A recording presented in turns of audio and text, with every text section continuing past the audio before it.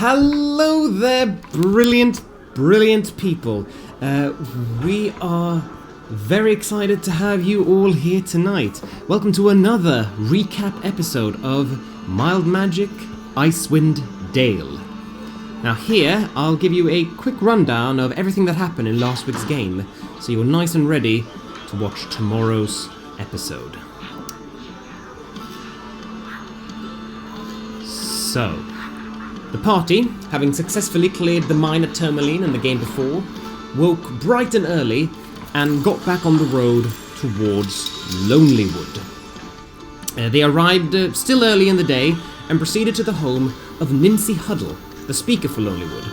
Here they learned a little more about the great white moose that was attacking the lumbers, and also found out that the owner of the inn, a de Groots, had been found dead, supposedly having killed himself.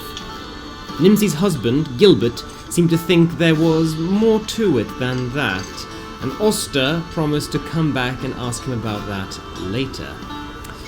The party then headed to the Lucky Liar, the town pub, where they met Cobb, a lumberjack who barely escaped the moose with his life, and Danae, the barkeep who, for some persuasion of the gold coin variety, told Lucius a few more interesting details about the moose, namely that the beast supposedly speaks the language of druids.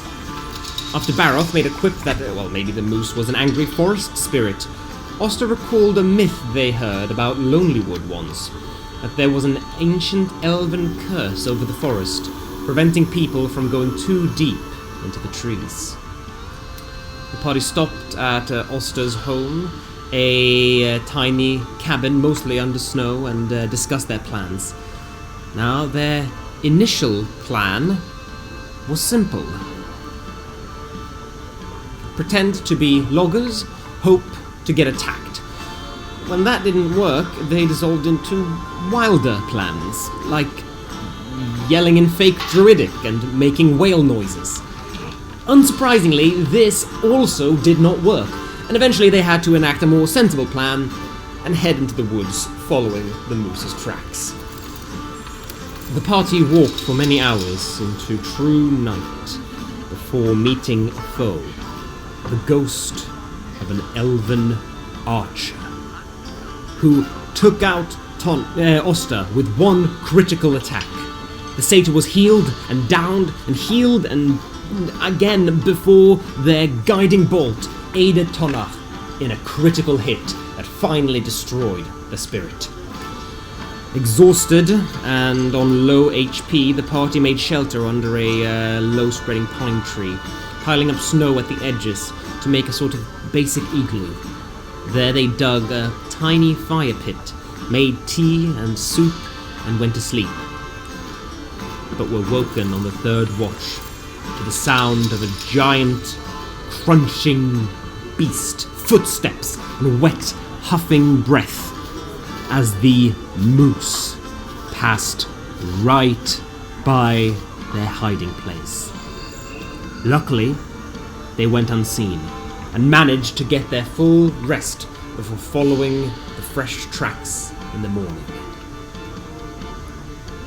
After a few hours of walking, the party came across a line of strange statues, several life-sized elves, all emitting an aura of abjuration magic.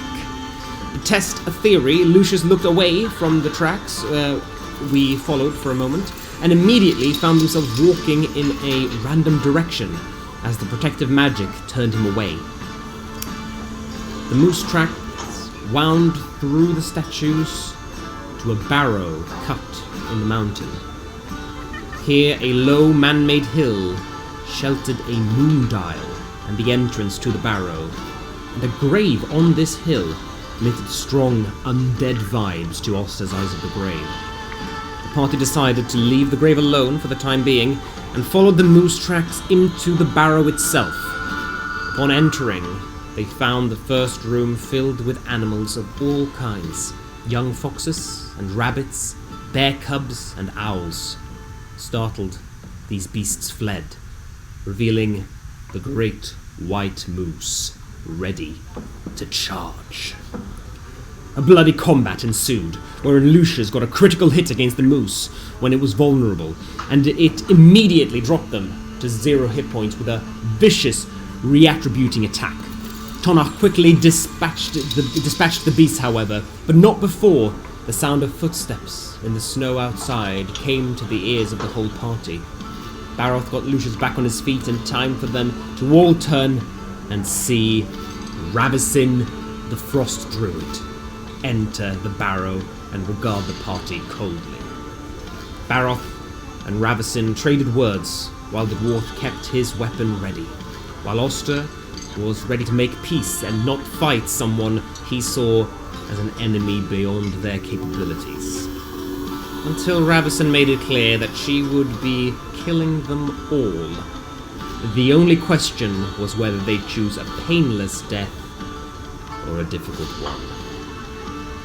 Not giving to acquiescing to death threats, the party threw down. Ravison used her druidic magic viciously, summoning storms and beasts to fight the party, and calling upon Aural's aid with the words preservation, isolation, endurance, cruelty. Taste the true wrath of the Frostmaiden. Ultimately, however, the party prevailed, and the Frost Druid froze to an iced-over statue in her death throes. And that is exactly where our game will pick up tomorrow night at 6:30 GMT.